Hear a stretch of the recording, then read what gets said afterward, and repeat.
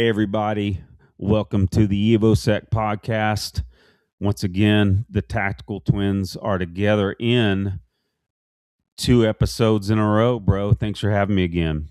Man, it's great to have you on as normal, man. Since we hadn't been doing the shows together every time, it has been a little bit weird. So most assuredly, it's great to have you on. Well, I'll tell you, I am real excited about our guest tonight.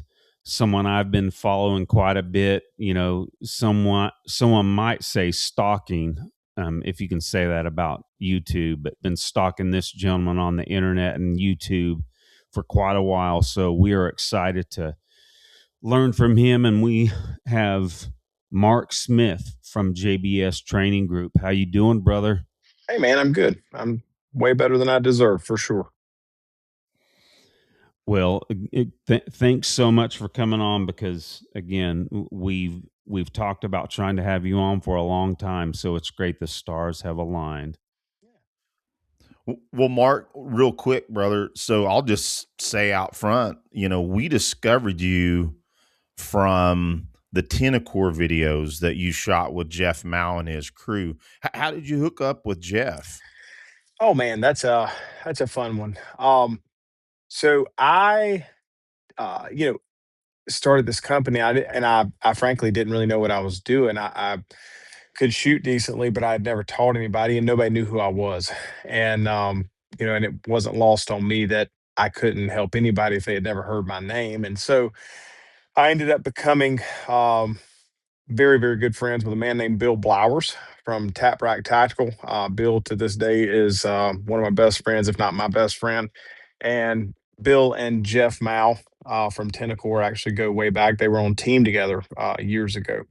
And I was looking for an appendix holster. And Blowers said, "Man, if you can try that Tenacore stuff, that's what I use. Try that out. You might like it." And I was like, "All right, whatever." And so I got one.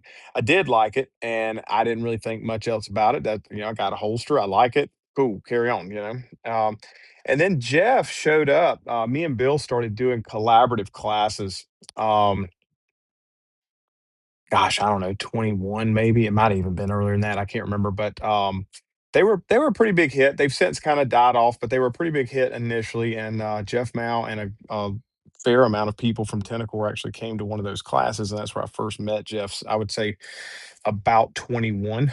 I don't think it was beyond. It might have been 22, but I would be surprised. And so from there, Jeff and I, again, very organically, like me and Bill, just kind of hit it off, and we've kind of been homies ever since. And so um, I've been out there to teach Tenacore's, cadre and organization a couple times, and he wanted to do something similar, but he said, instead of that, you're going to teach me, and we're going to bring a bunch of cameras out. And I was like, Cool. all right, what? I didn't know what he was going to do. I was like, whatever, man. Like, I don't, Jeff Mao's kind of crazy anyway. Nobody ever knows what he's doing, so whatever. Like, just tell me what to do.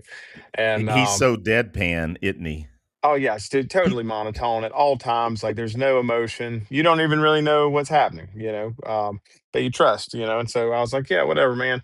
And he goes, you're going to teach it to the camera, and then you're going to teach it to me, and then you're going to teach it in 60 seconds. And I was like, I don't know what you're saying. Just tell me what we're doing. You know what I mean? And so anyway, that's kind of how all that came to fruition. So Very cool. Well, Jeff, we met Jeff because Aaron and I used to host Craig Douglas of ShivWorks for his ECQC class. We hosted him multiple times up in Washington State, south of Seattle, when I was stationed at JBLM. And Jeff is the dude, and his crew, they walk the walk, right? Of course, Jeff, as you were stating, he's a former police officer, SWAT team member, and he showed up at all the ECQCs that we hosted, and you're probably tracking that class. I mean, you got to want to show up to that class. And it's fun you mentioned that. Craig Douglas also happens to be one of my best friends. I talked to him today for a bit, and Craig, I know that class well. So Nice. I've been to a couple of Craig's little get-togethers in the woods, and yeah, I agree. Jeff will fight, so Yeah, it's good.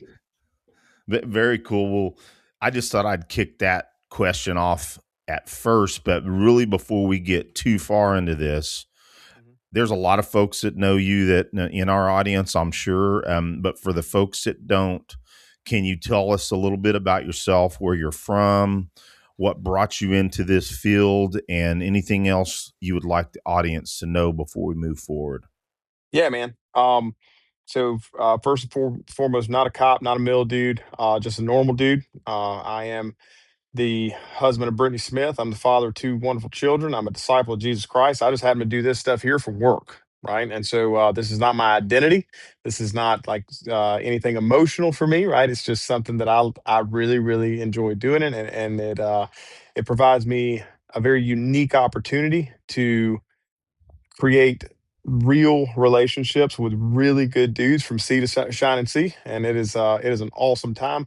I am from a small town called Mayo, like that you put on a sandwich, in South Carolina, and that is very close to what more people would probably recognize. I'm about 45 minutes, 50 minutes northwest of Greenville, South Carolina, and right on the North Carolina line where Appalachia trails off into the foothills. And I never thought I'd be doing this. I started carrying a gun defensively in 2011 as a byproduct of getting married, having a small child on the way soon thereafter that, and taking that responsibility as the protector of that home fairly seriously. I decided I needed to do something, and thought I was real good at it. Right? I mean, all you got to do is pay the buy-in. Right? You pay the buy-in, they hand you a Glock, and now you can do the thing. Everything's fine, you know. And ended up getting training out of curiosity more than anything. Everybody kept telling me on the internet, "You need to go do this. You need to go do this. You need to go do this." And I thought, okay, well, they're either all collectively crazy and out of their mind, or either there is something to this potentially, right? And so I'm going to go figure out which one it is. And ended up going to my first ever training class, and I kind of got the bug pretty quick. And from that point forward, man, I was hitting everything I could possibly go to, because every time I would go to anything, I would learn something. And one or two times that something was how to not say it or how to not do it. You know what I mean? Like that's a thing too. And found out about USPSA after that. There's a place you can go where they will measure how good you are as objectively as we can.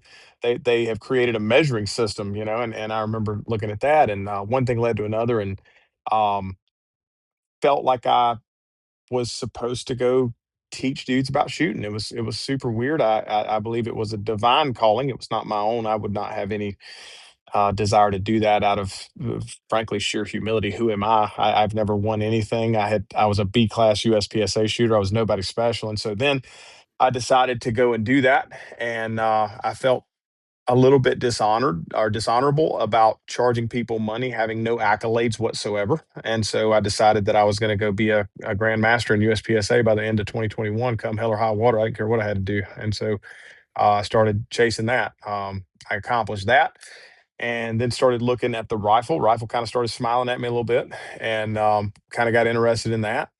Started to kind of figure out how you could shoot rifles like 5, 6, 7, 800 yards away, and if you were good enough you could do it fast, and that felt pretty powerful to me, to be dangerous that far away at Mhm. speed. And so that kind of caught my heart, if you will. Like I became fascinated with that, like fascinated with how amazing it is that as human beings we have been able to come to a place where we can predict where a projectile will land 800 yards away in a 13-mile-an-hour wind, just with a little quick math. You know what I mean? Like that's wild.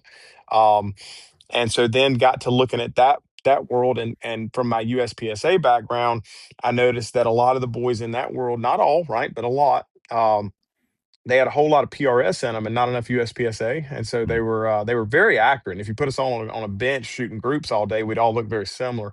But they didn't understand how to strategize that tool, that application at a speed that we had not typically seen. And so I kind of latched onto that, and that kind of idea is sort of what I've been doing for the past couple of years now. Well, you certainly answered one of my questions already for certain. And I'll just follow up with this. So, what was the time frame for you between B class and GM? It's 4 matches. 4 matches. Dang, brother. That's Yeah. that's phenomenal, man. It was, and I want to make sure dudes understand the totality of that statement. It was I am an anomaly, and people should not expect that. Number one, right? Like that would be unreasonable to think, oh, if only Mark just says some words to me, I'll be able to do that. You know what I mean? Like that's not real. There were two things that were, well, I guess technically three. Number one was a pay value that uh, was unshakable. Pay value is what I call the reason that you do something when you don't Mm. want to, right? Like why do you get out of bed when you don't want to? There was a pay value. I was going to do this, and it has to do, frankly, if I could be vulnerable, with a lot of childhood trauma and a lot of number of things that have to do with my family. I had to prove something. You know what I Yeah. mean? And so there was that. That yielded to a level of practice and a commitment to the consistency of practice that I believe most people do not have, and probably shouldn't have, right? Um, and then there was the mental side. The mental Mm. side was what was 90% of it. Um, I figured out through the help of a number of people, well, two main people, and I figured out how to control my thoughts, and I figured out how to own my own self image and to expect Mm. results that were commensurate to the work I was doing instead of results that were tied to a history of what I had done. And so the mental piece is what did it for sure. Well, Mark, again, it's such a interesting question, excuse me, discussion, and it's very apropos that you brought up the mental, because I was going to ask you, did you include a lot of mental preparation in your shooting? You answered that question very well. Now, I will say that you mentioned self image, and really what comes to mind is Lanny Basham's book With Winning in Mind. And I'm curious, did you ever read his book, or is it similar Oh, bro, affirmation that statement based? that's like the shallow end of the pool, bro. We went way deeper than that. Yeah, yes. So Laney Basham's kind of the forefather or the godfather of mental management, sports psychology applied to the gun, right? We had not Mhm. typically seen this, certainly not as a designed thing to follow until he came about. His protege is a man named Steve Anderson, and Steve Oh yeah. Anderson uh, has a podcast called That Shooting Show. And I found that around 2020, mid 2020, something like that. And the more I listened to it, the more interested I got in it. And so what I ended up doing was I was going to train and train and train and train. And I did all what I call mechanical physical training. Um, and I was out on the range one day doing one reload ones. And I remember thinking like, when's the last time you failed to accomplish your goals because you missed a reload? And the answer was that that wasn't Mhm. a thing. And so it's like, okay, so what are you doing? Like what? Why are you failing? Right? And I realized very quickly I didn't suck at shooting. I sucked at competing, and I needed help with that. And so I didn't know how to do that. So I ended up calling Steve Anderson. I paid some money to some people and ended up getting on the phone with him, and I'll never forget what he said because I remember finding it very bold. But if you know Steve and if you understand the system, it wasn't. It was bold. It was calm. He knows what he's talking about and he believes it. And so why wouldn't you be bold about it, right? And so he answered the phone and he said, "Tell me where you're at and tell me where you want to go, and I'll take you there." And I remember thinking, "Dang, okay," you know. And so I just started talking. And I talked for about 5 or 10 minutes, and I stopped, and I said, "So what do you think about that?" And he said, "Son, you have a massive self-image problem." And I remember thinking, "This guy's out of his mind. I love me. Nobody loves me more than me. This man's an idiot." You know what I mean? And you know what I'm saying? Like, what are you talking about, dude? Like, it's a bunch of kumbaya bullcrap. Let's get around the campfire and talk good about ourselves, you know, or whatever. And but what he meant was like everything I had told him for the past 10 minutes was all in a negative light. I always screw this up. I Mm. never can do this. Like, and those sound like verdicts, right? Instead of experiences. And I'd kind of painted myself into a corner. When I get a gun in my hand and it matters, I fail. And that's who I am. Right. And so then the self image begins to expect that. And it doesn't know the difference between negative and positive kinds of things. And so when it gets what it anticipates, it is satiated. It enjoys that. Right. So this is why dudes go to matches and they wait for like the big moment where it all falls apart. They know it's going to happen. Right. It's coming. When's it going to come? You know, when the wheels just fall off and then it happens. And then after that, they shoot great. right? Because now the self-image is satiated. It has gotten what it expected to get, right? On stage 2 or 3, the wheels completely fell apart, and now they don't care anymore. And so they shoot careless and they shoot thoughtless and they don't care about results and outcomes, and they just shoot and they have a good time and they shoot great, right? And that became extremely interesting to me because he started to almost prophesy to me, right? Like, just he was saying things as if he was in my life, like he had went with me to all these places, and like he was in my barn with me while I was training. He was telling me things that I was saying in my head. You know what I mean? And I remember thinking, this is nuts, man. And so I decided that was the only rock I had left unturned, and so I would buy into it, and so I did. And that was when four matches later, I did what I'd never done. Yeah, that's amazing, Mark, and we love this type of guidance. And to be honest with you, the Lanny Basham affirmation statement and the mental management has been a big part of my life, of Aaron's. Now we've not met your goals or what you've achieved in the shooting realm, but I've used it a lot in jiu-jitsu. I've used it in some of our instructor certification stuff, that to manage nervousness and other decently high goals. I back when this gets mentioned, our audience is tired of hearing it, I'm sure, but at one point I used it to make master class and IDPA.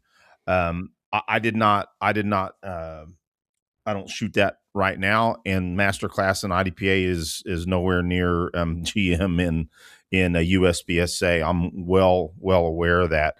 But now, to be frank, I am and Aaron have gotten more serious about shooting competition again. So I kind of had stepped away for a while, and I focused more on the combatives and the jiu-jitsu realm, and now I'm kind of starting to dig deeper into competition. So I think it's really important for us to drive home the mental side of shooting. And it's just awesome to hear you describe as what, to be honest with you, that we are aware of, but I think more people need to hear how important the mental side is. So here's a really easy way to kind of prove this, right? So a lot of guys, they'll hear this kind of stuff and they'll nod and smile, right? And like they get it, but they don't get it. That's like a person that owns a dog acting like they understand what you mean about your love about your children, right? And it's like, no, you don't. You don't understand. You think you do, but you don't, right? It's the same kind of thing. So the way that you kind of, I think, push people over the edge is I'm going to use shooting because that's my thing, right? But like, what percentage of your shooting is mental? Right? Like when you go to do the thing, what percentage of that is mental? And you don't have to answer out loud, and it's not rhetorical. It's just whatever percentage number comes up in your mind. And so then the follow-up question is, are you devoting that same percentage of your time, money, and resources to developing that side of your craft? And if you're not, you might have just figured out what you need to train. And it might not be more one reload ones in front of a mirror in your bedroom, bro. You know what I mean? Like, you're not missing because you missed a reload. You're missing because you hit that no shoot because you knew you would, because you always do. You had a mental image of yourself. You had a mental image of yourself shooting that no shoot, and that's what came to mind before you did it. Right. So I guess just try harder or something. I don't know. And instead of, correct me if I'm wrong, instead of visualizing beforehand, making that perfect hostage shot and not hitting that no shoot. Yeah, right? For sure. You have to. So they talk about this. So this is actually biblical, right? We take captive every thought. So you think about what you want, not what you don't want. You talk about what you want, not what you don't want. When you're assessing your training, you look at how often it went right, and you find solutions for what went wrong instead of just identifying what went wrong. A lot of people will consciously acknowledge failure; they will not consciously correct it, and and they don't realize that they are simply in a hamster wheel. And this is why they have been in B class for 10 years. It's because what they are doing is not working, right? And it's not, and that's with love, right? From my heart to yours. I'm not trying to be malicious about it, but like there's this idea that if only you rep this thing long enough, suddenly something will happen, right? Like some mothership will come overhead and beam this thing down, where all of a sudden something is going to change, and it's not, right. One of the things I open every class with, man, I guarantee if you do what you've always done, you will get what you've always gotten. And so, like, you decide, bro, how's it been working out? If it hadn't been working out, you might want to try something else. No matter how weird or wild or unnatural or uncomfortable it may be, just try it. What do you got to lose, man? Like, you know what I mean? And I think a dude has to get to a certain point where he's sick of being the same way and he's willing to do anything. That's what had to happen to me. Well, it would be interesting to at least summarize to get an idea what your process was, because so you started at B class and Yes, sir. your goal was GM, but and we've already established, right, that the primary thing that got you through it, which was mental, which is so awesome to hear, because we interview a lot of high level shooters, competitors, etc., and even they don't talk about this that much. Okay, so you of course you have your dry fire. You've got to get out and do live fire. But in a nutshell, what was your workload like during that span of 4 matches? Sure. So first things first, consistency over volume is the ideal approach, right? I would rather do dry fire 5 minutes every day than to dry fire 2 hours on a Thursday. You know what I mean? So it's a consistency thing. We have to meet or exceed a reasonable practice schedule that is written down. I write that down on like physically with a pen on a piece of paper, right? Um, Real quick, the reasonable side of it. So a lot of times in class, dudes will learn some things. They will be able to do some things they might not have been able to do before. They'll get very excited. They'll be like, "Man, I'm gonna go dry fire for 3 hours every day." I'm so it's like, no, you're not. Like you're not, because your life is not patterned for that, right? So what you'll do is you'll say, "Hey man, I'm going to dry fire 3 hours 7 days a week," but then the dog will get sick on Tuesday and you won't be able to hit it, right? And then mom will need your help because she got a flat tire and she don't know how to work the air compressor, and then you have to go hit that real quick, and then you'll end up maybe getting a little stomach flu. So a number of things will happen, and then you now have not met your goals that you've set, and that creates a massive drop in confidence on match day, right? You don't feel as though you've earned the right for any of this to go well. Versus if you be very reasonable and say, "Hey, man, I know I'm really excited about this. Let me just start small and take little chunks. I'm just going to try to get 5 minutes in on Tuesday today. Like, just like, because I've never dry fired before in my life. I'm just going to start with one day and let's just see how that goes. Right. And sure enough, you get that Tuesday. Right. Wife's going to be home a little bit late though. And so she said, "Hey, don't worry about it. You can heat that casserole up I got in the refrigerator." So you ever get another 5 minutes in before she got home because she didn't get home in time. Right. And then, on Thursday, mom said she'd go pick the kids up from school. And so, look, oh, shoot, man, I can get another 5 minutes in real quick, right? And so I'm exceeding my written practice schedule now.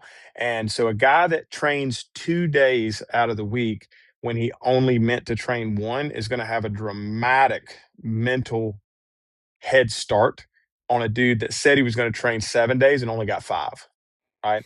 And so dudes don't understand the power of that, right? Like that's how it all, like that's how everything has to be, right? We constantly are working to strategize and even manipulate, might be a good word, to build and promote the self-image constantly, right? Everything I do is good, everything, right? I look, I was supposed to train for one day today. I did even more than that. Look at how awesome I am, right? And you start to hear people talk like that, and I think a lot of times good dudes, right, like us and the like, they hear the self promotion and their minds go, "Well, I don't know, man. That sounds cocky, right? That sounds good." Like they don't believe it. It sets off their bullshit detector, right? They can't like believe that because all they've ever done is talk negative about themselves, and all of a sudden they're switching that, and it's just like, dude, I just don't believe this. That sounds cocky. I don't like that. Well, so you can be a cocky winner or you can be a humble loser. So pick one, right? Um, it is not cockiness to say, "I set a goal, I developed a plan, I worked the plan, and I achieved that goal. Therefore, I believe what I believe." Right? That's not cocky. Um, the other thing is like all of these things that you're saying to yourself, all of this self promotion only lives in you. I'm not making Facebook posts about it where I'm writing. You know what I mean? Like it's just nobody knows about it but me. And so there's that. So then when you look at the training itself, you have to be very strategic. This also comes from a goal. What do you want to do? and what does it look like to train for that thing? I think some people will have goals that are either fleeting or not set in stone, right? Like I just want to shoot good. Okay, cool, man. But what does that mean? How do you define what that is, right? Like that's a very fleeting goal that very soon will either be accomplished or forgotten because there's no real metric on that, and so it's hard to kind of say what that is. Like what is good shooting? So I think it needs to be a little bit more detailed than that. I, for instance, wanted to accomplish Grandmaster by the end of 2021. So I sat down and I said, okay, what is required to do that? Number one, I need a draw speed in dry fire that is at least a point 0.7 to a presentation, because what that's going to do is give me about 2 to 3 tenths of an error, right? Of being able to be a human being, right? And have a mistake and still be somewhere about a second with even with my bad draw, if you will, right? And so I would spend some time doing that. My reloads need to be something that I don't worry about at all. Like I don't ever want to feel like, man, I hope I hit this reload. I want to feel like I know I'm going to smash this reload. I don't even want to think about it because there's no reason to think about it. I always smash reloads. Why would I think about it? You know what I mean? Like that's the level of reload I wanted. So what do I need to do that? A lot of Burkett reloads, which we can go into the details of what that is if you like, but a lot of Burkett reloads. I needed to be able to do turn in draws that were very aggressive. And so worked on those a lot. I needed to be able to do 6 reload 6. I needed to be able to do strong hand stuff. I needed to be able to transition the gun very aggressively to the other strong hand, or some men might say the weak hand, right? Whatever, dude. So there you go. There's some mental management for you right there, right? I ain't got a weak hand. And so I need to be able to do all these things that I see all of these classifiers set up to test. Does that make sense? Every now and then they might hit me with a little bit of movement. I need to be able to leave sooner, shoot sooner. So how do I do that? Let me look at how I'm leaving this box and landing in that one. And then I need to go to the live fire range to measure, am I actually getting better, or is there somehow, some way, am I tricking myself in the dry fire dojo because I'm not doing it exactly like I would do it for real, and therefore it's not transitional skill. It's only skill that exists in a certain biased environment, right? And then from there, I'm going to write in a performance journal. Every time I touch the gun, performance journal is going to happen. I had a directive affirmation, again, which we can go into the details of, but directive affirmation that I wrote by hand. I wrote 5 copies of it by hand. I put them in very conspicuous locations that I run into throughout the day. In my attempt, what I did, it wasn't an attempt, I did it, was to read that directive affirmation a minimum of 15 times a day out loud. And so what happens very quickly, the psychology science of it actually says 21 days. In approximately 21 days, the mind will begin to believe what you're telling it over and over and over. And sure enough, after about 3 weeks was when I sunk my first GM classifier, and then all the other ones after that were GMs. Man, that's awesome, Mark. I do think, now we've had Lanny Basham on a couple of times, but just in case, I think it's certainly important if you don't mind describing the affirmation statement, because I think people are going to really want to hear that after you mentioned it. Yeah, so a directive affirmation is simply a guideline for the brain of what, like, it keeps you in between the ditches, if you would. Make sure that you stay focused more than anything. So when we were writing, I actually wrote it with Steve Anderson, and I'm watching the letters on the computer. He's writing it. We're on a Zoom call. He's writing. I can see what he writes, and he's checking in with me every time he writes something, right, to make sure that it's something I agree with. So the first thing that he wrote, I'll never forget this. And I remember how cool this was. The first thing he wrote was, I am a Grandmaster shooter. And he paused, and I could see his little cursor blinking, right? And he was like, "What does that do for you?" And I was like, I don't like it, dude. I don't believe it, because I don't believe that that's who I am." And he goes, "Okay, all right, hang on a second." And he backs it up and he writes, "I am becoming a Grandmaster shooter." And I was like, "Cool, I can go with that, right?" And so then, um, what are you going to do? I am becoming a Grandmaster shooter through constant effort, showing up as champions do, even when they don't want to, and outworking everything that everyone tells me I have to do, and blah, blah, blah, blah, blah. Then you get into the why. This is the pay value part of it.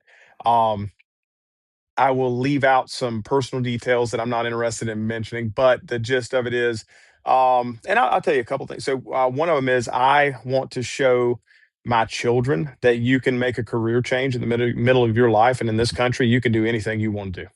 Nice. And so like that, like I don't want to let my kids down. I'm going to work. You know what I mean? I'm going to get after it. And then at the end of it, he wrote again, I am a grandmaster shooter. And what is the wildest thing is when you start at the top and you say it, you don't believe it. But by the time you read what you're doing, how you're doing it, why you're doing it, you get to the bottom and you say that, and now you can believe it. You know what I mean? And it's like a whole like motivational speech that you write for yourself that you're just constantly reading throughout the day. Um, and it constantly keeps you. It's like putting a sticker on the refrigerator that says, "Is what you are about to eat the same thing that the person you're trying to become would eat?" Right? Like it just constantly reminds you, "Hey, dude, what are we doing?" You know what I mean? Like stay in it, keep at it. You know what I'm Mhm. saying? Because it is as human beings, it's very easy to stumble. And when you stumble, it's very easy to let that stumbling manifest into a big snowball of, well, I suck again. You know what I mean? And so we want to constantly get in front of that in anticipation of that, right? We know how human beings are. And so in anticipation of that, let's get in front of that and let's constantly be filling the self-image with like, dude, you are a badass. Believe it, baby. You know what I mean? And that's cool. Well, Mark, I think it's really important for me to just very quickly summarize some other individuals that not just my brother and I, but actually met some amazing goals. The person that introduced us to this method in Lanny Basham's book was a gentleman by the name of Mike Brown out of Tulsa, and he won national champion at expert class in IDPA. Sure. And then his next goal was to make 4 gun master in IDPA. He did that. And then he wanted to make the top 5 at IDPA nationals. He did that I believe 2 years in a row. He fast forwarded to, okay, now I want to get really good at jiu-jitsu. Next thing he knows, he's winning worlds at no-gi and gi and as a brown belt. And before that, many years before that, he was a Div 1 wrestler. And then also he wanted to be on the podium as a black belt. He did all that. So he used the directive affirmation statement for that.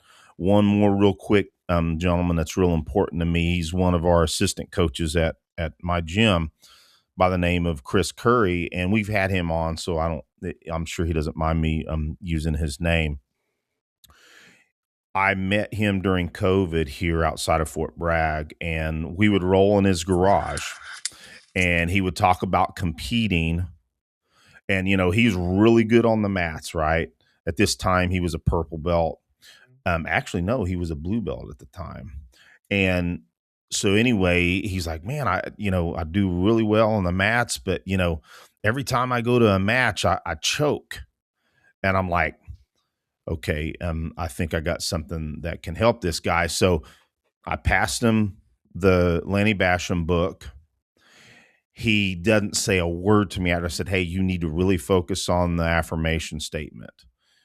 And I didn't say a word to him after that point. Next thing I know, he's winning all the tournaments he's going to. Fast forward, he goes as a purple belt to Pan Am's, wins gold. Next year, wins gold as a brown belt. And when Aaron and I had him on the show to talk about it, he said flat out, the directive affirmation statement changed my life. That's everything I needed. So I'm just trying to give some other examples of that. These individuals, I'm making GM so quickly. If folks in our audience really want to achieve goals, it is one of the best tools. But back to you, Mark. Yeah, I think learning to control your thoughts, man, is an overall net positive life skill. Like it's not it doesn't have to be like pigeonholed into one like this is what I use this for. Like I use it for everything, right? Like anytime something crazy happens, right? And everybody's kind of panicking, everybody's stressed out. I kind of think to myself, okay, control what you can control. What do I need to do?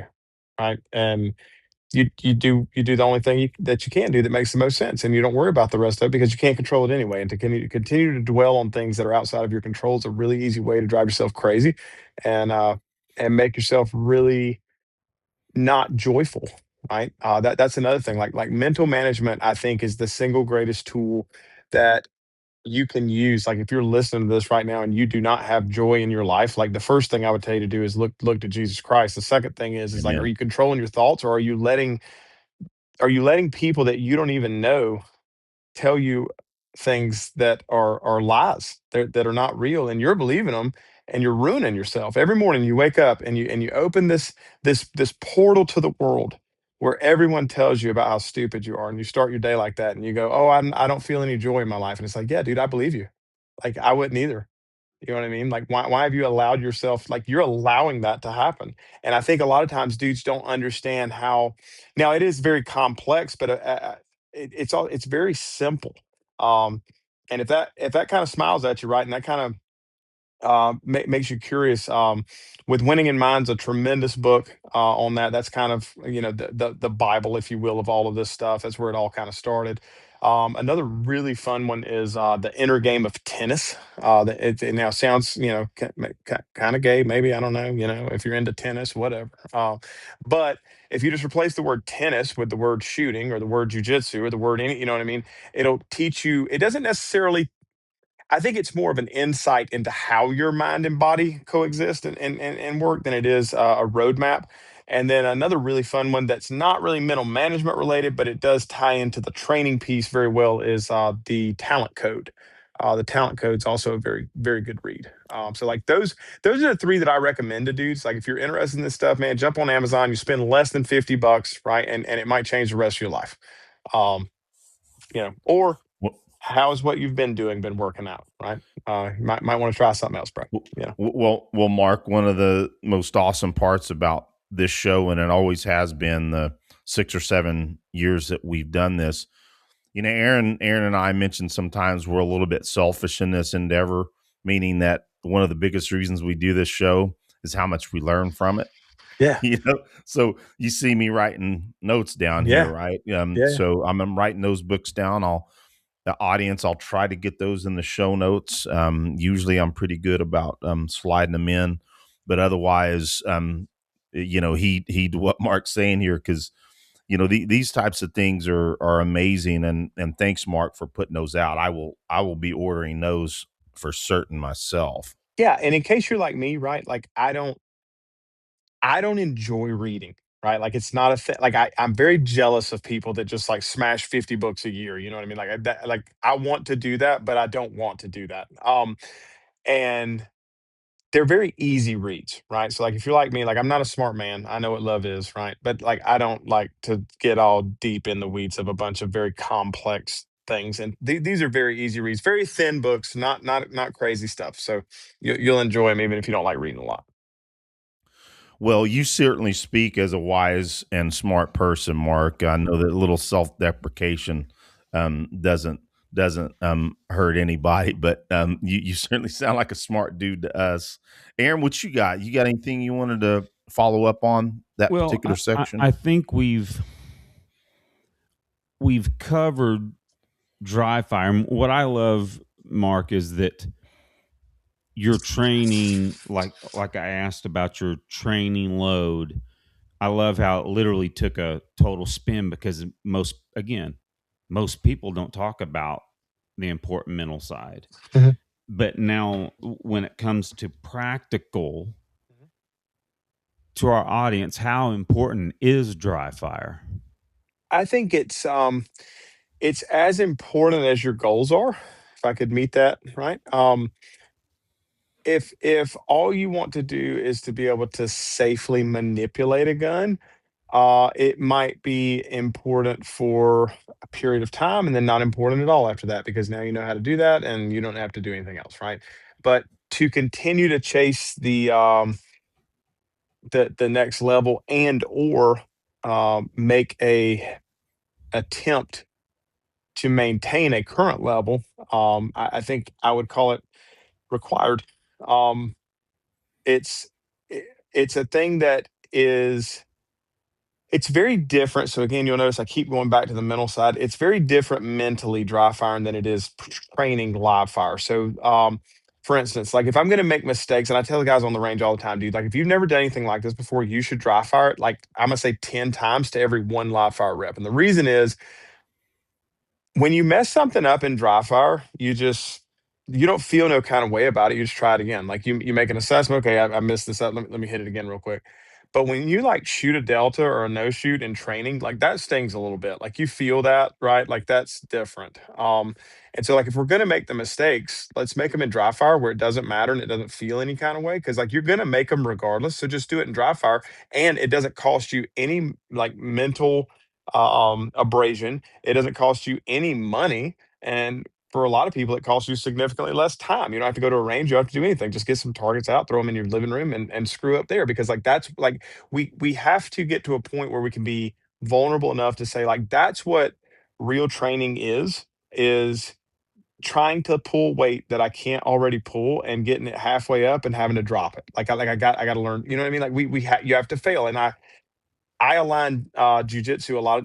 The guys that I work with on a large and in part understand at least some semblance of the mats or the combative space, and so they understand that a lot of times, often more than they do the shooting piece. And so I'll ask them, hey man, um, what I'm going to do is I'm going to go watch all the YouTube videos, go to like I don't know 2 conferences, and I'll be at least a purple belt.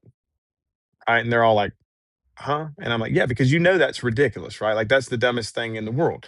But for whatever reason, we've come up with this idea that if only the right dude said the right thing to me, or if I bought the right gear and went to the right class, all my problems will go away.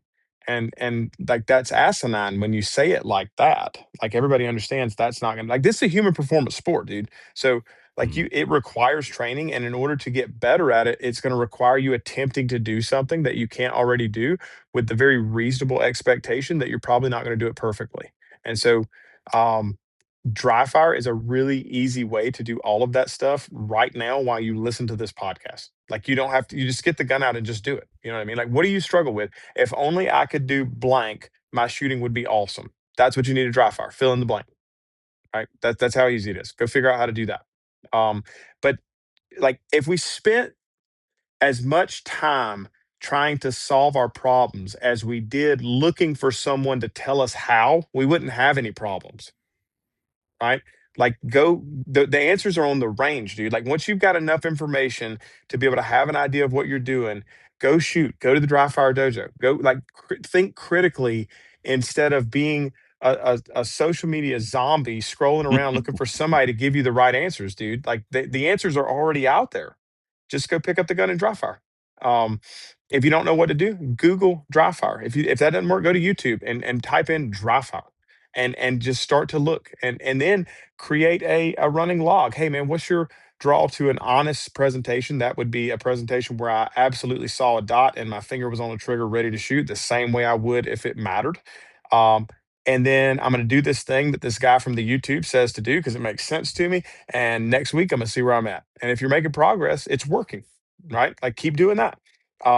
If it's not working, either you're doing it wrong, so have a little self-assessment there, or maybe it's just something dumb that some YouTuber put out on social media and it doesn't work because those things are everywhere too. And I can't save you from those things, right? Like if unless you critically think, does this make sense or does it just kind of read good on paper? You know. So I say all that to say, man, dry fire. I'm going to call mandatory if you want to be great. Um, I'm going to call optional if you just want to participate. Good point. Now, Mark, what did your live fire training load look like those 4 matches? Yeah. It was very simple. So I tried to use the live fire range for what I needed the live fire range for, right? So I got to thinking, okay, what do I need bullets coming out of the gun to do? And the first thing is to proof that what I'm doing is working, right? Like I need to go and measure what I could do against what I can do, and let's see if we're making progress. The second reason is I need to remind myself that the gun moves, right? Because in dry fire, the gun doesn't move and nothing happens, and you can get away with a lot of crap if you're not really being accountable to yourself. That's not going to translate when the gun starts moving. And so the main things that I worked on in dry fire, I had the thought, I rarely, if ever, missed any target on the first shot. It was always the subsequent shot. It was always like the Alpha Charlie, Alpha Charlie, Alpha Charlie, right? Um, and so I was like, okay, so so how am I so that means to me that it's not a trigger issue because I would be missing a lot of the first shots, right? I don't just forget how to use the trigger for the second shot. So what's going on with the second one? And what I kind of landed on was if I could become a fixture and not a human being, right? Where I don't know how to do anything except for when that gun leaves to park it back with aggression exactly where it just left from. That would be something that would solve 90% of the scoring errors I ever had. Right? If the gun would come back perfectly to the spot it just left from, wouldn't not close, not kinda, but perfectly, right? I would stack double snake eyes on everything that I did, right? And so it's like, okay, so I need to overdevelop my ability to put something into a gun, but not too much, and overdevelop the ability to do that to a very small area. If I can do that, it would likely solve a number of the second shot follies that I have. And so I worked on that a lot. Um, I so like doubles is a great example of Mm. an exercise for that. Um, one shot return, being very interested in like the mental side of it. So like your perception versus the reality. So like what you perceive at 25 yards versus what is reality. For instance, a really neat little thought, right? Um, at 5 yards, how much does the gun move, right? At 50 yards, if you do the exact same thing, how much does the gun move, right? And the answer is it's the exact same, but your Mm. perception is wildly different of how much the gun moves, right? And so you have to kind of figure out how to turn that off and how do I trick the brain into not paying attention to that? Because my natural desire is to widen my vision out, monitor everything that's happening, and try to make the gun go places, but that's not working. So I need to do something different. And so it was a lot of very focused training like that, with very little um, what you would call like Instagram reel stage kind of stuff. There's very little of that. It was a lot of overdevelopment of fundamental skill on a single target. Um, and I would say in a week I would shoot maybe 200 rounds, maybe. Mm. It wasn't like a lot of people are like, oh, you got to be able to shoot a billion rounds a day, and it's like, well, I mean, maybe to accomplish certain things, maybe that's true, but not. I don't think that's true for what I was trying to accomplish. I think I needed to again do more mental work than anything, like what we're measuring in the shooting sports, and this is also a very I think mature thought that it took me a while to internalize. We're not measuring who the best shooter is, and it takes dudes a minute to kind of roll that around. Like we're not measuring who the best shooter is. If you put all of the top shooters in America on a 15-yard line in front of a single target, told them to do a six reload six, they would all look very similar. You know what I mean? What we're measuring is who can run their mental program the most consistently without fail, right? And so if I'm gonna train in live fire, I need to train like the match. I need to train to compete. And so I would set out three paper targets and two steel targets in like a little mini stage. And I would put shot up targets, targets that I had stapled B8s on as like a backer, like a piece of cardboard. They had shots everywhere. There were holes all in it. I would put those on the front of clean targets. I would have dirties on the front, cleans on the back. And I Mm. would designate a goal. My goal for this run is no more than one Charlie and no misses on steel. And I would push the button and beep, and I'd start shooting the thing. Anything I perceived as not being that. I was allowed makeups on the paper. So if I saw two Charlie, I could make one up, right, or whatever. And before I would look at the time, I would go check my work. And if I accomplished the goal, I would reward myself by allowing myself to look at the time.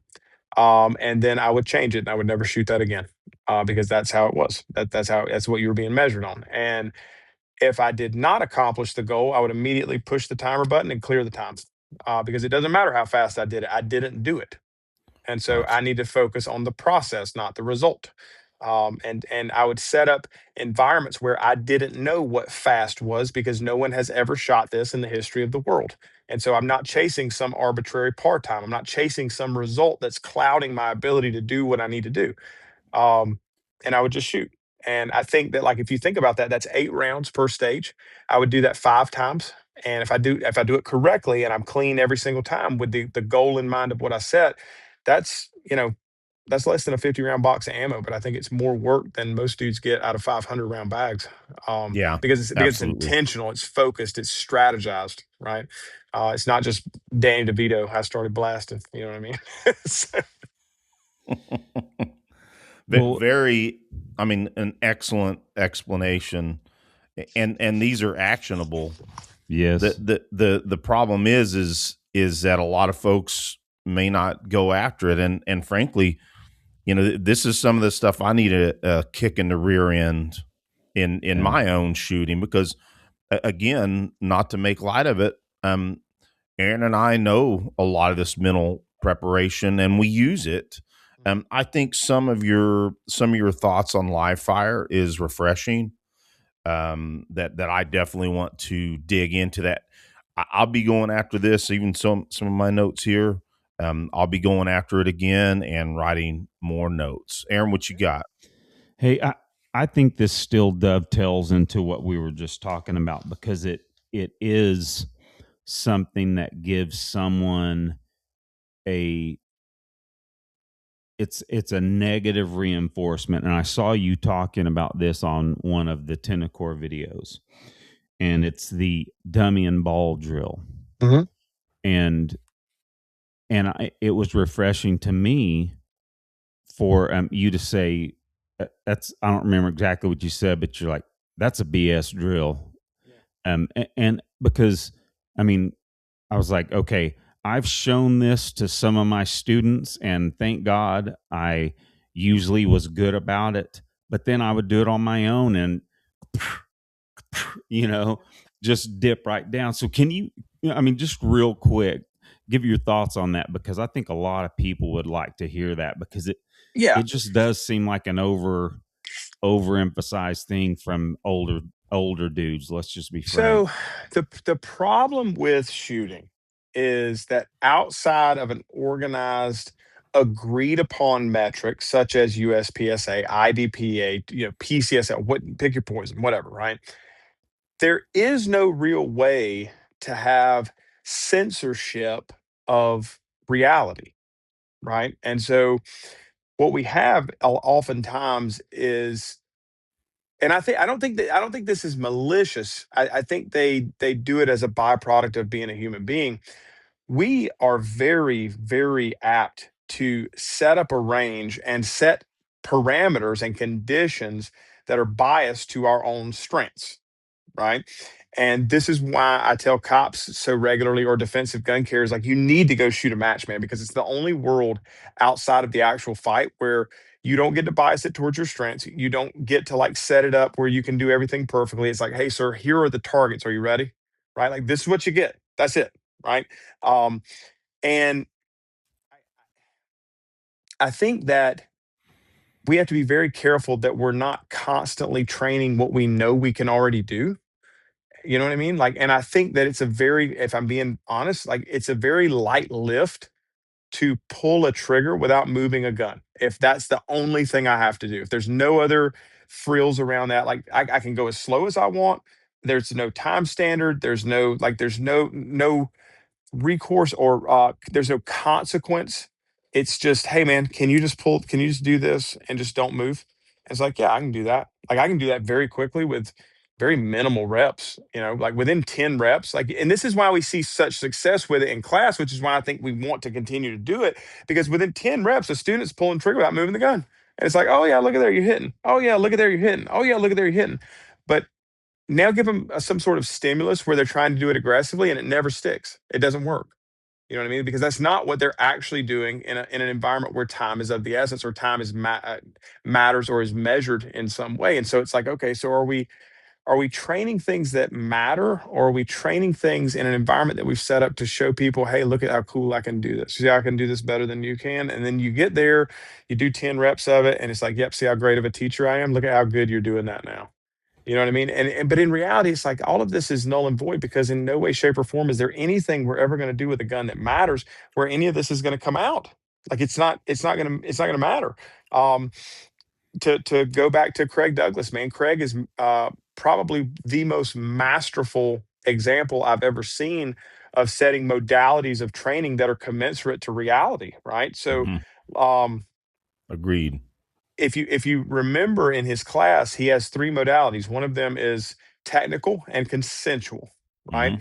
One of them is non-consensual but not competitive, and then one of them is competitive and non-consensual, right? And so the problem is that the Well training articulated, buddy.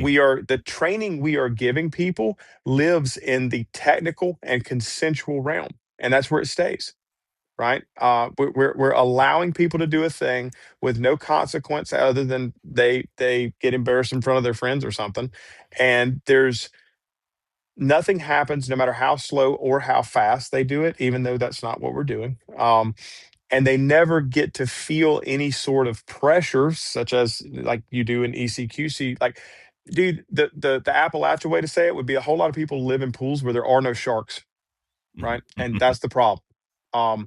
They have created echo chambers where they and their friends and people that are of their likeness are the only ones they're ever around, and no one's there to call anything out. And so they latch onto things like the ball and dummy drill, which is, arguably, I think, is it something where it's kind of like the Mantis system for dry fire, right? So is Mantis something that could show a brand new shooter who has no conception, no tie of cause and effect to what's happening with their finger and their sights? Is it some sort of third party objective thing that they could be like, oh, I see, I understand? Possibly. That's possible. That could possibly be a thing, right? But is it something that is a very novice level way of doing things that you should work to quickly move beyond? I think so. I don't know of anyone that is great at shooting that is doing that exercise. And that if I were a detective, we would call that a clue, right? And so what are the dudes that are really good at this? What are they doing? And does it make sense for what I, and also, like maybe you're not training for what I'm training for, right? Like maybe like you just a hobbyist and you use your Second Amendment right as you should to go plink steel on the range and shoot cans off of stumps. Like, cool, man, whatever, right? Then maybe that's a very valid drill for you, trying to take, some old Ruger 1022 and shoot a Pepsi can at 100 yards. Maybe that works, right? But that's not what I'm doing. Like you look at a lot of martial arts, right? I'm not going to name any of them because you'll get a bunch of hate mail, but like a lot of them are basically let's play dress up and do a dance. Yep, Like absolutely. they don't work. If that's what you're training for, right? But if what you're training for is like golf with the boys on Saturdays, then cool, man, do whatever you want to do, right? And that's what I mean when I say like my identity is not tied to this. I can have a very non-emotional conversation about any of this stuff because like you can do whatever you want to do, man. I'm sure I don't care. But what I am doing is I am attempting to be, dare I say, a good American, and um, I am going to be a formidable opponent to anyone that intends to give us some sort of grief in this family. And I'm also going to be a good community member. And I'm going to take care of people that can't take care of themselves. And that's what I'm training for. And I'm going to utilize competitive concepts to sharpen the edge of that and make better the application of violence. God forbid, should it ever come. Very well said, Mark. And I'll be honest with you, and I'm sure he agrees. We don't mind ticking off people that do the dance party martial arts. We're absolutely all about, okay, if there's no resistance in your training and you're not, we prefer the combat sports model in our circle, but not to go down that rabbit hole. But I understand. But anyway, I know that's a long way to talk about ball and dummy drill, but that's what I think of. It's like, does this make sense, man? Or is this just something we're doing because it makes us feel good because we can do it? But a follow-up was, I think you were basically saying, correct me if I'm wrong, but that, okay, almost everybody's going to put some input into the gun. Yeah. So you watch any high-level shooter get a click instead of a bang when he didn't know it was coming, dead primer, right? Whatever. You will watch the muzzle move, like the and it's very obvious. Like it's not subtle. Like you'll see the gun move, right? And so it's like, okay, he is, based on the metrics of that exercise, he is failing that exercise, right? But when the gun does go bang, he's hitting better than all the people that are passing that exercise, right? And so this is conflicting. This doesn't make sense to me, right?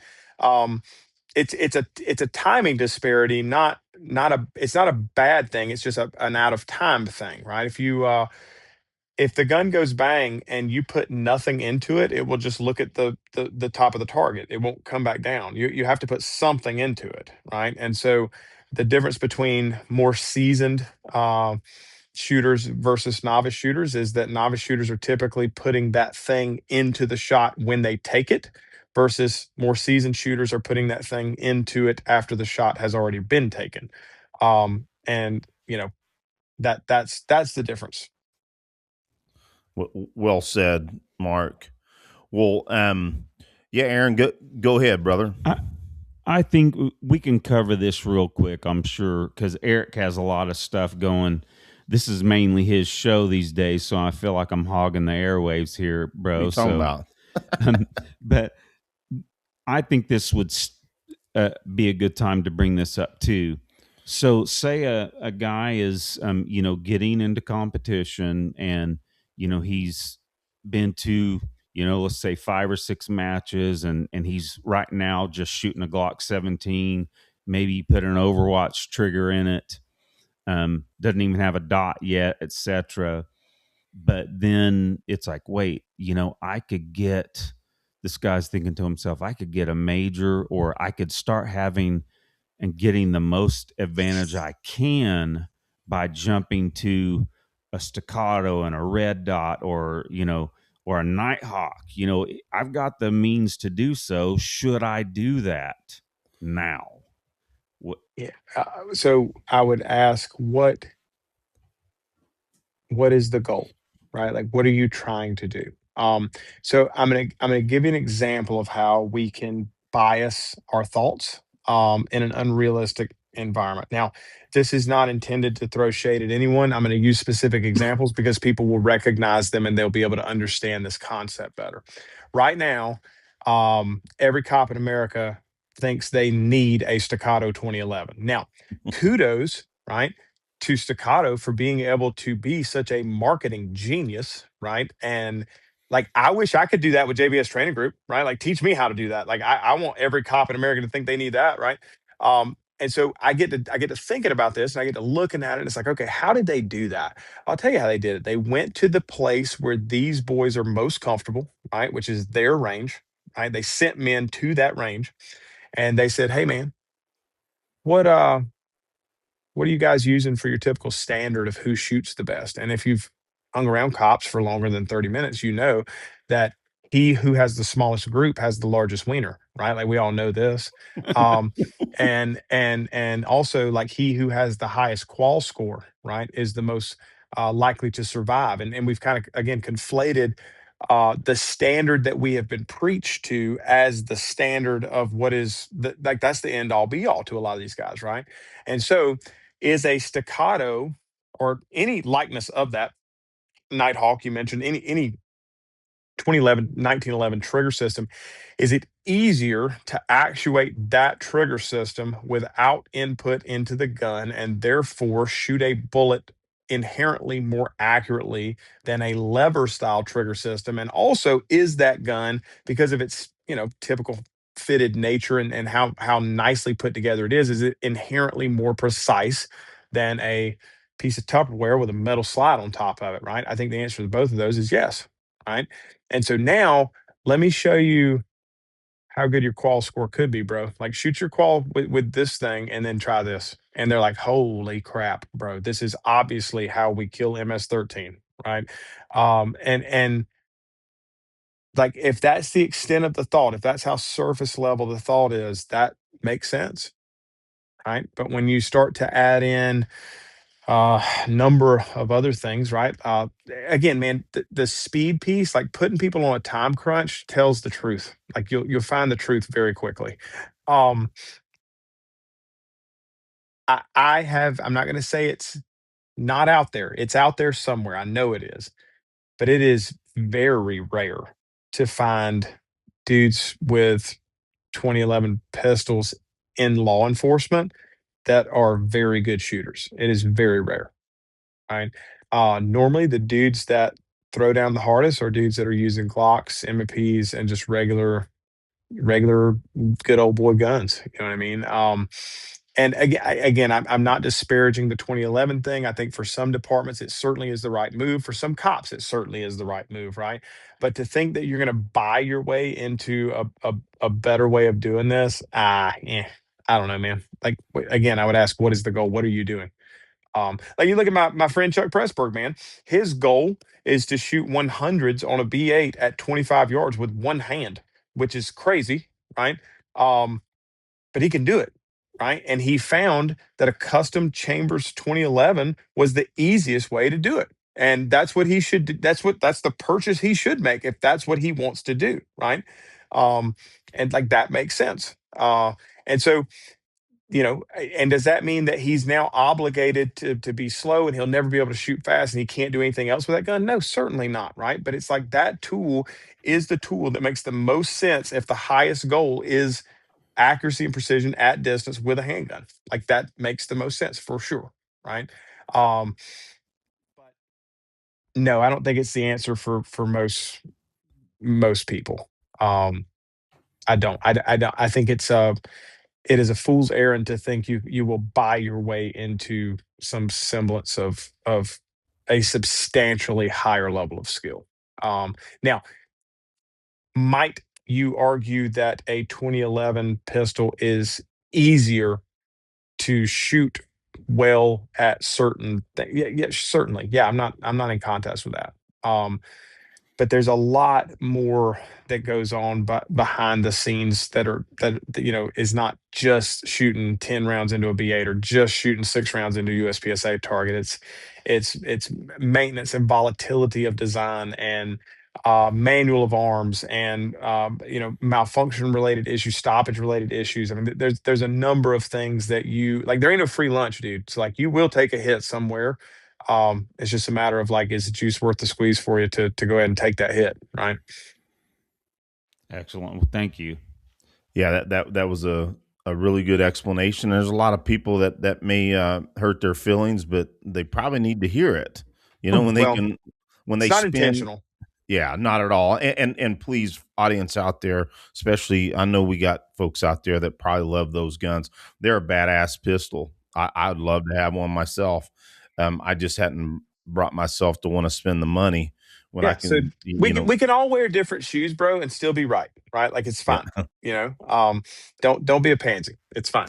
Yeah, I think ultimately the real point that folks should need to hear, or should hear from your explanation and what we're kind of getting at, is that really it comes down to what is your focus in your training? Are you training correctly?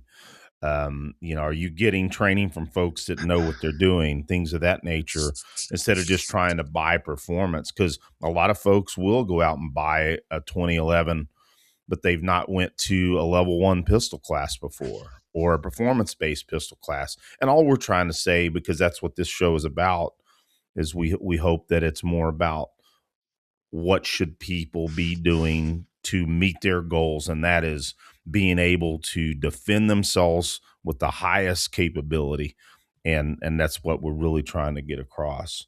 Well, real quick, Mark, we normally go about an hour and a half. So there's a couple of other subjects I wanted to cover. We might do your thing, man. I don't got nowhere to be. Oh no, not. I just wanted to make sure we were respectful of your time. Some of your classes. Let's talk about your training. So I'm just going to just read a couple of summaries that I pulled off of your website, and let's just talk about some of it. So in your performance pistol class, you state that performance pistol is designed to expose flaws in your shooting and help you understand the root of what is happening when things do not go as planned, so that you can better identify and correct issues on your own. This class is how to train. So that piqued my interest, because I think that's where individuals, again, they need to hear these things, because I'll just premise the question this way. You can go to all kinds of training and gain all of this experience and get really good at a few things in a class, and then it kind of drifts away because you don't know how to train and self-diagnose.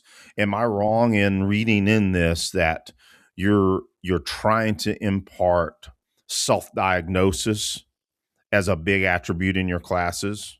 100%, dude. So this is something I'm pretty passionate about. So I think that if you look at a lot of dudes, like the dudes that show up to my class, at least I've done a very good job. I'm very proud of how I've been able to kind of market to the higher commitment individuals, right?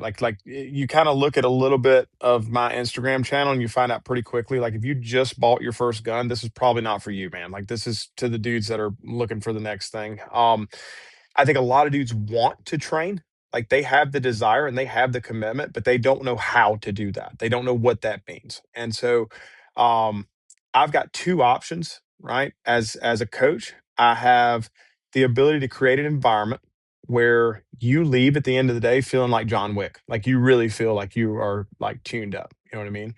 Um I'm gonna have to do that through force of obligation in such a way that caters to your strengths and constantly lets you exploit those strengths, right? And makes you feel really, really great about your ability to do that. But in my opinion, that sounds a lot like stealing your money, because that's not what you paid me to do, in my opinion, right? I think a good coach, my second option, a good coach will expose for you your habits, right? That's a very interesting word that's chosen on purpose, your habits and your deficiencies that you may not have even been aware of that you had, right? Like I want in a perfect world, it's a crappy business model, man, but in a perfect world, I would do such a phenomenal job in 2 days that you would never need to come see me again. That's what I want. Um, because I don't want you to need me anymore. You know how to do it. Um, and if we look at the classical training paradigm that's existed for so long, it's we set up an exercise for you based in a like legacy mindset based kind of environment where we're going to run you through a scenario and we're going to see how you do. And if you do well, we're going to support you and clap. And if you do poorly, we're going to support you and clap. But we're never really going to talk about anything that makes you look different when you leave than when you showed up. Like really, you're just going to a fake test of some sort of already garnered ability. And I don't think that that's what training is. I think that would be performing, and performing, is different than training.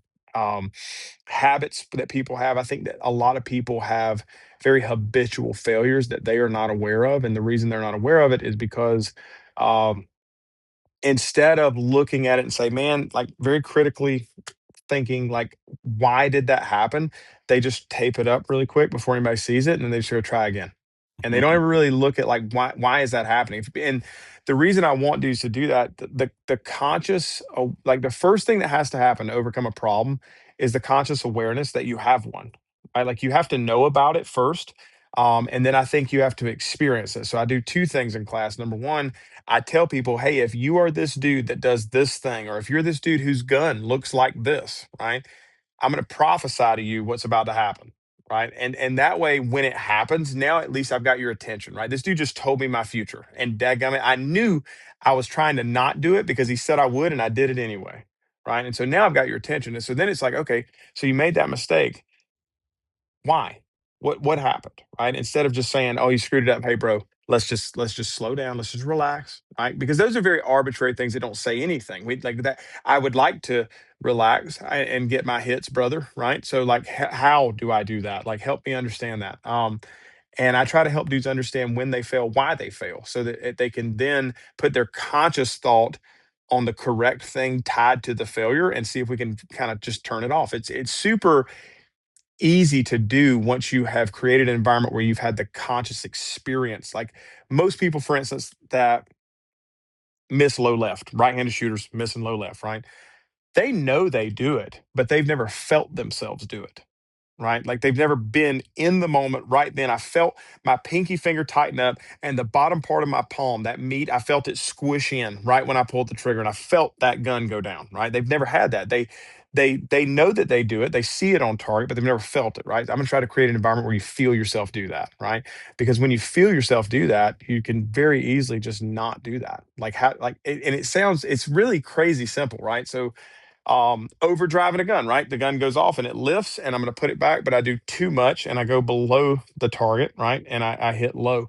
Guys will be like, hey, Mark, you said that when I hit low left, that's me pushing on the gun, right? And I'm like, right. And they're like, and you said that was from that's from the firing side. And I'm like, yep. And they're like, all right, so how do I not do that? Right. And it's like, dude, you bought into the lie. You bought into the lie of the training industry. If only you had the right information, right? If only I said the right words to you, all of your problems will go away. But really, what you just asked me is, Daddy, I keep falling off the bicycle. How do I ride it? Right. And so, what is the answer? Try again, baby. Right. How do I not push a gun? You stop pushing it. Right. How do you not get arm barred? You stop giving him the arm. Right. And how many times do you have to get arm barred before you realize stop giving him that arm? It's quite a few. Right. And so, it's the same thing. Again, jujitsu, the gym, like working out, like people can attach understanding to certain analogies like that, right? They get that, but for whatever reason, in shooting, we really have created a marketing lie that is, if only you had the right information, all your problems will go away, right? And dudes will spend all their money going to all these places looking for the one dude that says the one thing the right way to him, and all of a sudden he shoots good, and it's very unfortunate because it's not going to happen. It's futile.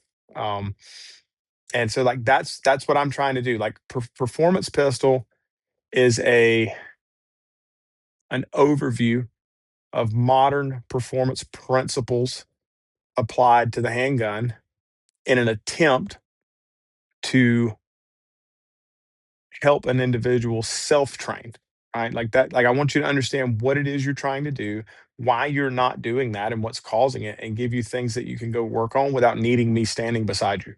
That's what I'm trying to do. It's not even a training class, really. It's an information class. Like I tell you about what's going on so that you can go do the training. Yeah, that's awesome. I love it, and yeah, that's something that some people will have difficulty internalizing. But I mean, I just hope that folks are getting a understanding of this is really the way you have to think about your training and how you need to approach individuals that are going to give you the abilities to self-diagnose more than you're going to seek out people that are giving you this awesome training day and or set of days that you had fun. Yeah.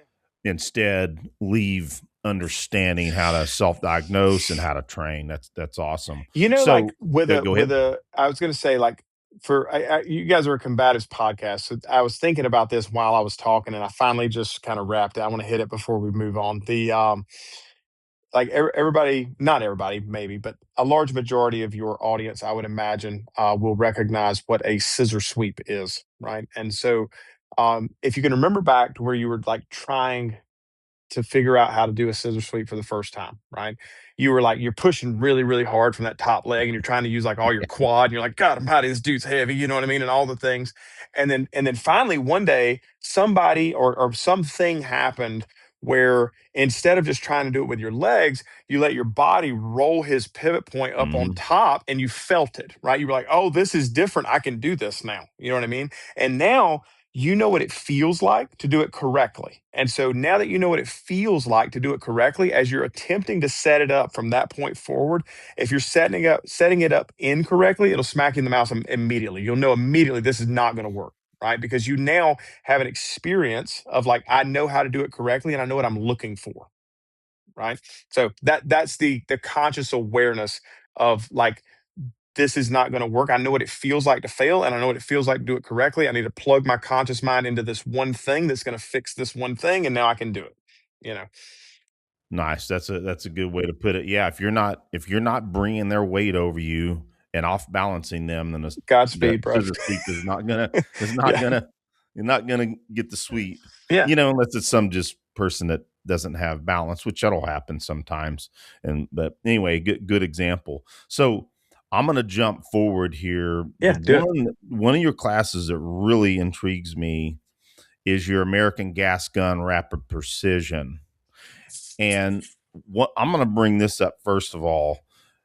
I think I really needed to see the way you approached barricades, specifically your approach to three-dimensional barricades. Because I'm going to be the first to admit, I was a soldier for quite a while in my life, and I would like to think that I'm a decent rifle shooter, not great. I do well. But really, I think that was a big eye opener to me when I watched the video with Jeff when you guys did a lot of the barricade stuff. And just recently, now the level 1 ARC match, the NRA doesn't. It's not a lot of hard standards or hard fundamentals. It's just really, really good fundamentals. I've really been enjoying it, but their level 2 has more barricade, more dynamic stuff. And so then now that I'm starting to shoot those matches, it really was important for me to discover that. So not great at it yet, but I have most certainly applied a lot of those principles. But honestly, to really follow up on it is I keep looking at your schedule, look for the best opportunity, or I'm going to try to host you here. Yeah. So we can talk about that instead of me going into a description. Tell the audience what that class is about, because I'm excited about that one. Dude, so I get super excited about it. I love it. I think it's the greatest. Now I'm biased, and that's not lost on me, right? Like, it's mine, but I think this is like, I've been thinking for years about this, and I think it's not packaged up just yet. I'm still kind of refining some of the edges. What I tell everybody in class, it's not a beta, but it is a baby, right? I'm still kind of working it and trying to figure out some little loose ends, but um, it is what I think has been missing. It is what I think. I'm not saying it's never been done. I'm saying I've never seen it done. I've never. I don't know anybody that's doing this. So what it strives to do, I'm very fortunate and albeit unique in when you look at me in comparison to a lot of my peers. I shoot everything. And so, like, I shoot the scope gas gun, I shoot precision gas gun, I shoot red dot carbine, I shoot USPSA like pistol, like I shoot everything. And I noticed that at a lot of matches, I was utilizing concepts I had learned from a totally different discipline for this particular moment right here, right, or whatever.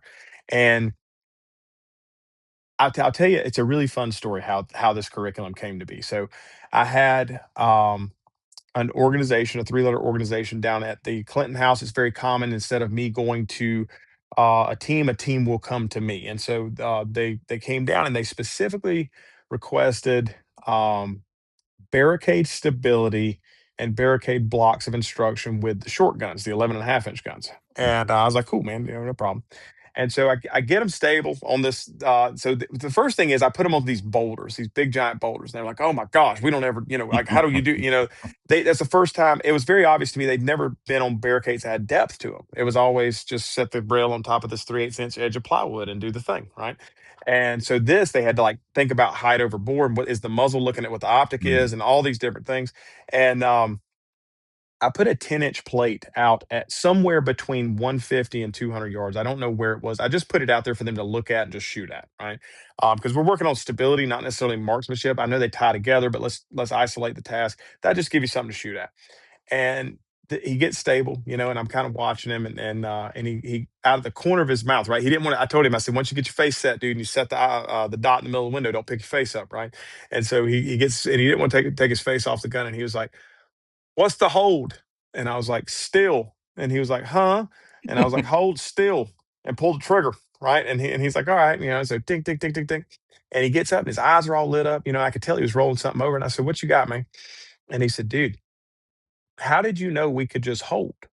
And I said, what do you mean? And he said, how did you know we could just hold center and that would work? And I was like, well, gosh, man, like that's a loaded question, right? Like, because I know things. I mean, I can get out a ballistic saw. I can. I mean, I know you're. height over bore approximately. I know your zero distance. I know your Projo and its approximate speed. And I kind of got an idea of what's going to happen. And so I figured that would catch and I knew it would work out. And he's like, dude, if you could give this understanding, just a little bit of external ballistics and that knowledge and understanding of that, and that understanding of stability off of random things, not only would you increase the lethality of the shots that are being taken by every Absolutely. cop in America, but also and this was the beautiful one. He said, but you'd also increase the available options of engagement. Right. And I was like, yeah, dude, I've been screaming that from the mountaintops for 5 years. I know. And he goes, but this is the problem you're going to have. And this is where the curriculum came from. Cause I don't think like a cop. And so this never dawned on me. Right. He said, here's the problem you're going to have. You're going to have patrol coppers look at that 180-yard plate, and they're going to call this information null and void because they don't shoot people 180 yards away. And I was like, holy smokes, dude. Like that was like freaking on Gru on the Minions, right? Light bulb. And so the start of class is we have to get out of the box that we've put ourselves into where because my gun looks a certain way, it does a certain thing. Right. And once we do a different thing, I need a different gun for that thing. And I would submit to you that this gun is highly capable of a dramatic amount of performance if you simply know how to extract it. But if you paint yourself into a corner and say, this is my 11.5-inch dot gun, this is my 25-yard in-house gun. Therefore, at 26 yards, it's DM scope rifle time. You know what I mean? Like now your standard will forever remain so low that you'll never completely understand what you could be doing. And so the words like precision, barricades, right? We've tied them to a 300-yard line in how we've been structuring the training, right? And so what you'll find is that dudes with dots on the rifle, I mean, it sounds crazy, but it's fascinating to me. That dude, if he hasn't had an experience with scope carbine, right? He has never seen that gun be still, completely still, not moving. He's never seen it, right? And so to him, his only scope of reference is a dot that does this on a C-zone piece of steel at 35 yards. And he's like, whatever, I'm going to time it. Right. And like, that's what he's been doing.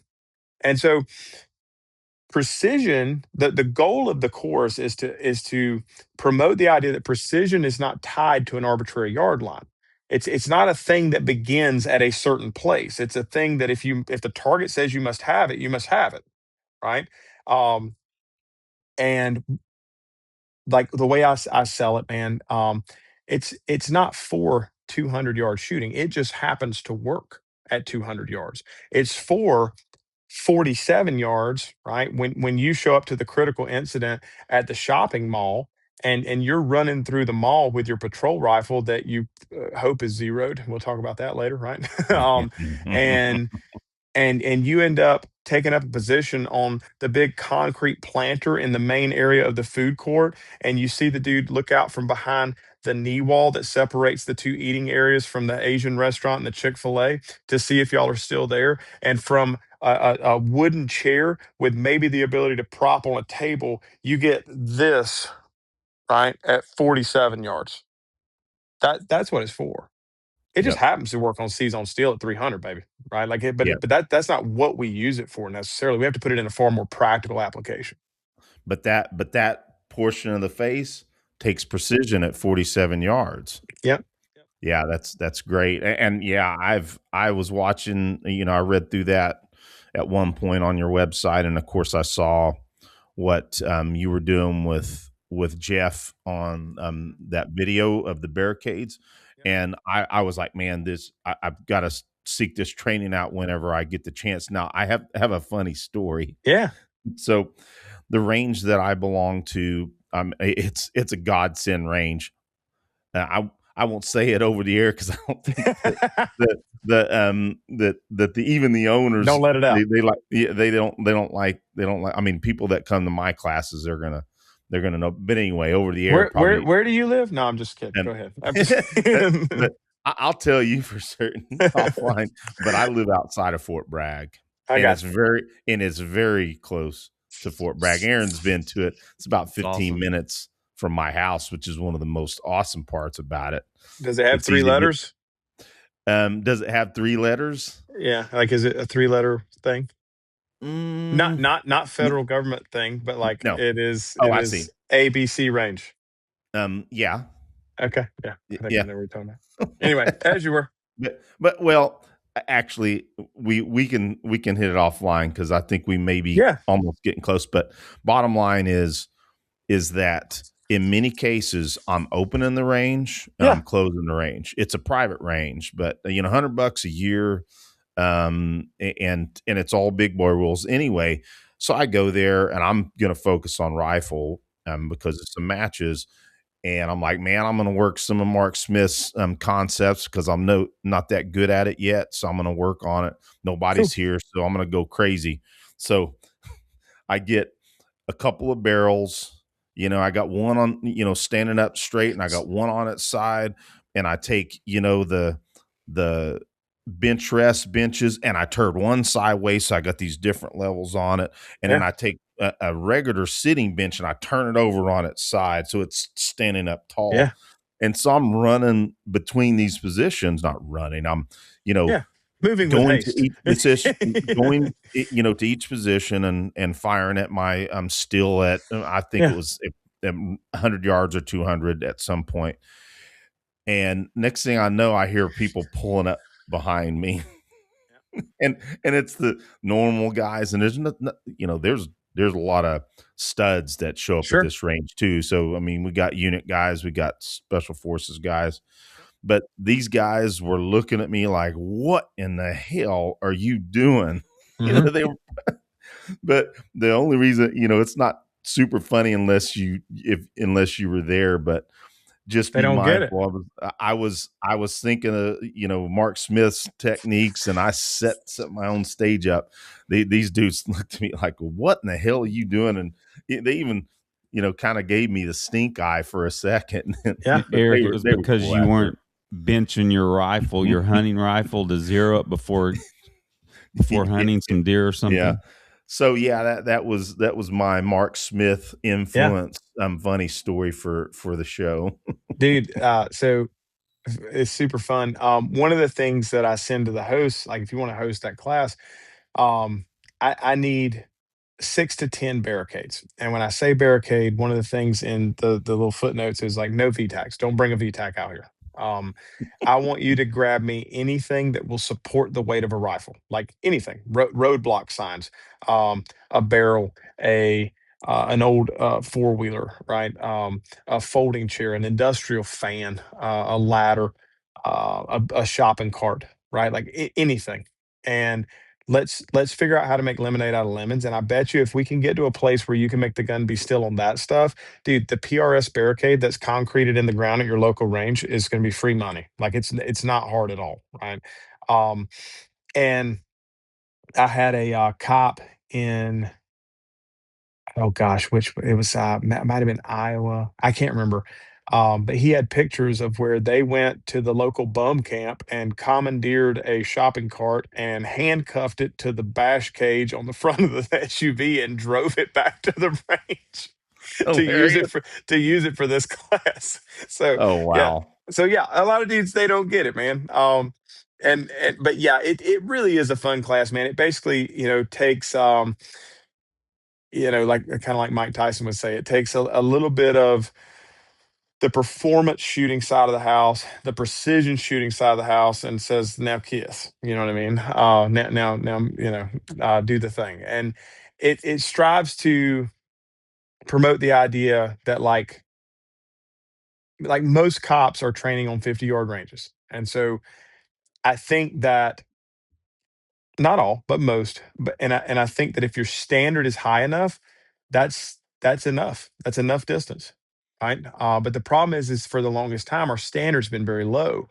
Our standard has been the qual or the piece of steel that we've got out there, or some semblance of that. And so this is what traps us in that zero distance, is that we don't know how to do it outside of that because our standard's not high enough within that.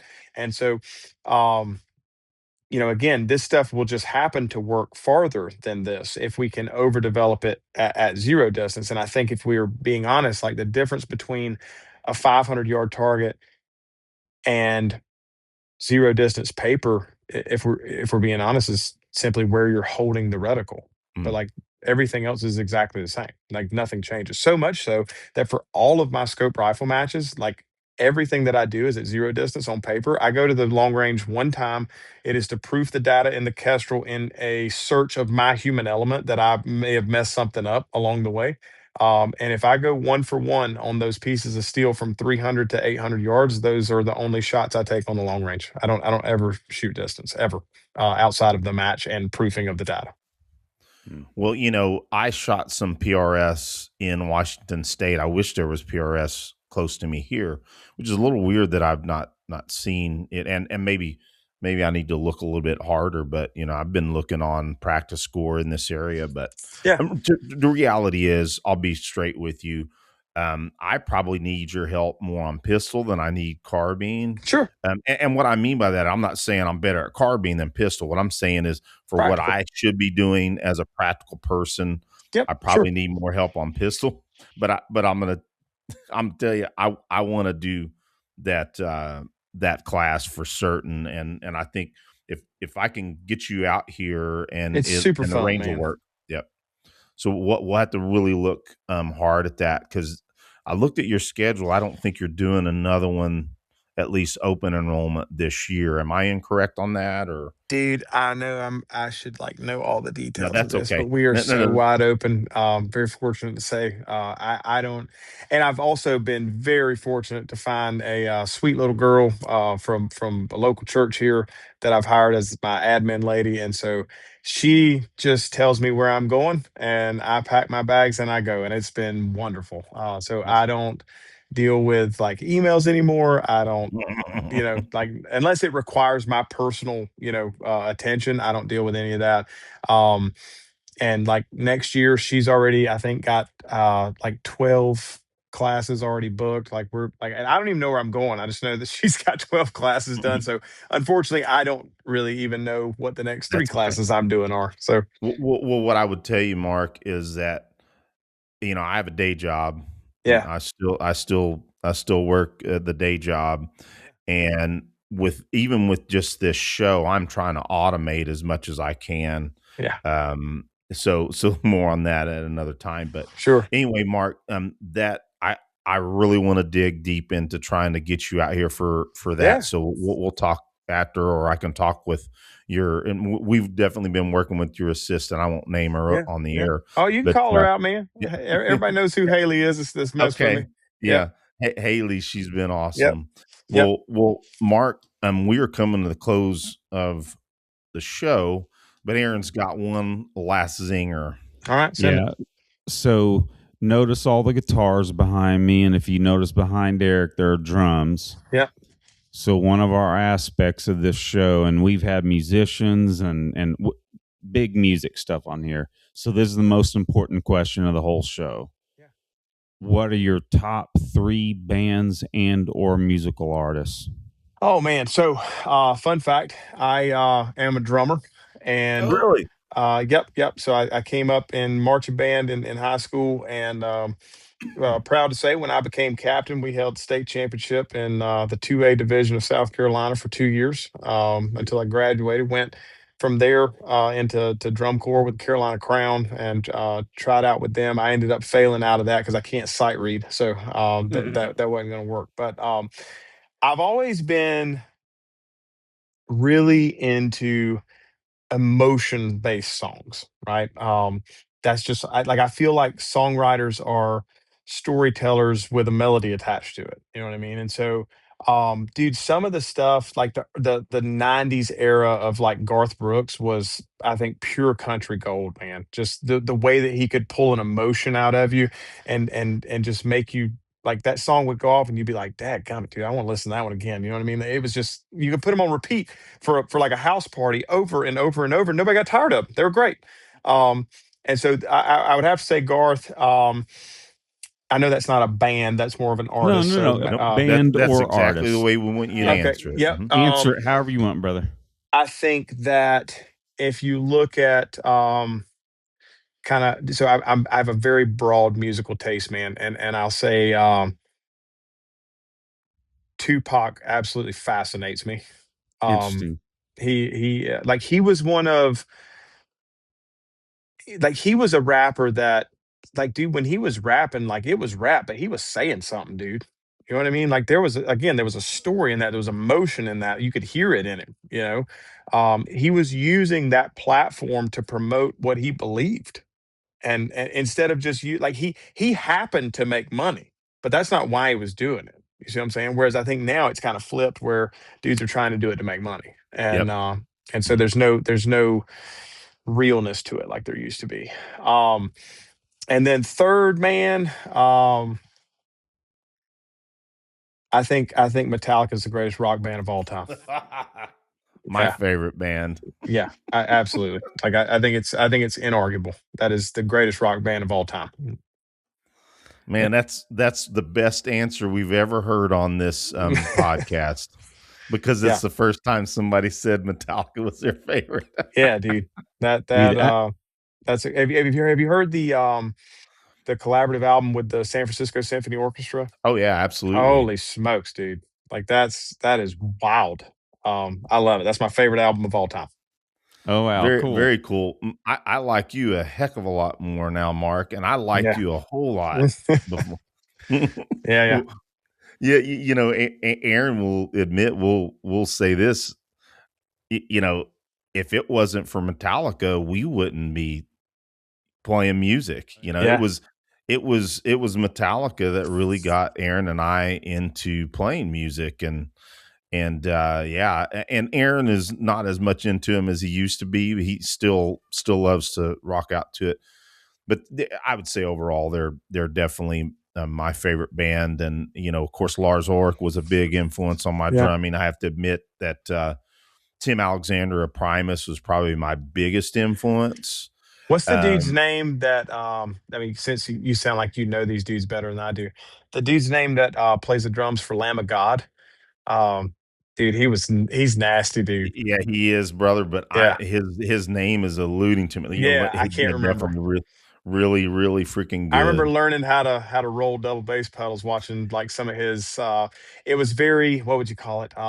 Not amateur film stuff that was being put out in the late '90s, early 2000s kind of stuff. And I remember watching him and being like, "Dude, I'm gonna learn how to do that." That's nuts. And you can't obviously see it here, but there's a double pedal behind that kit there. And I mean, it's just a Star Classic maple. It probably looks more like a jazz kit than anything else, but it's a pretty fun kit. So fun fact to add a little bit more context to everything. I actually met Haley playing music with her. So Haley's a very talented guitarist.